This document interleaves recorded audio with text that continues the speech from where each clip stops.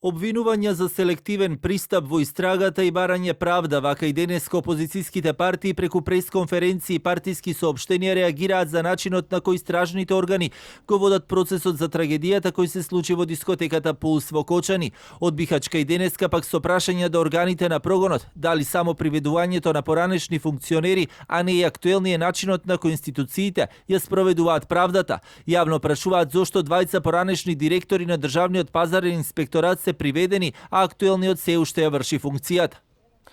Според јавно достапните информации, двајца поранешни директори на Државниот пазарен инспекторат се опфатени со истрага поради наводно непостапување.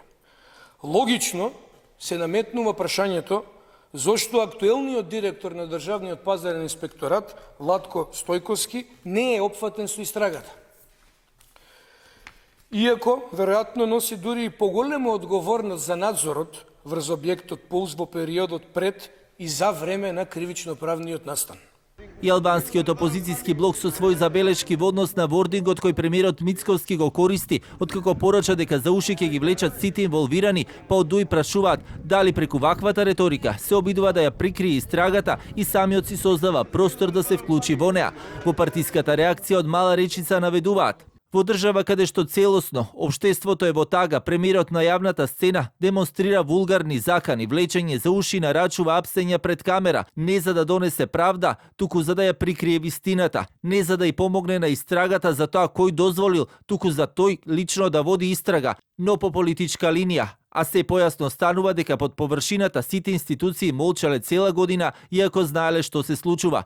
Мицковски денеска не им остана должен во одговорите на политичките опоненти. На СДСМ и порача да приложат докази наместо паушални обвинувања за селективна правда. На интегративците пак да излегле од политичката матрица која на 20 години ја терат. Јас можам паушални политички квалификации секогаш да давам, но ќе треба да се дадат и да се подкрепат тие работи со докази.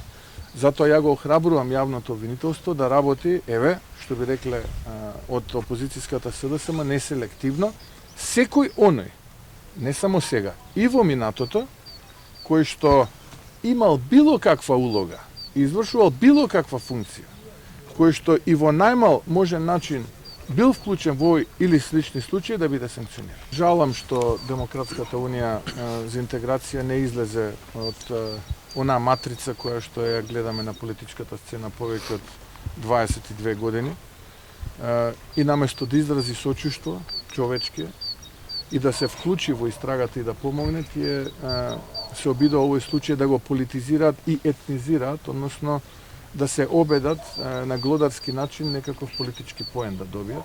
Истражните органи и институциите кои работат на истрагата досега во неколку наврати апелираа дека нема да работат под ничив диктат и притисок и бараат да бидат оставени да се ја вршат својата работа со цел успешна неселективна правда.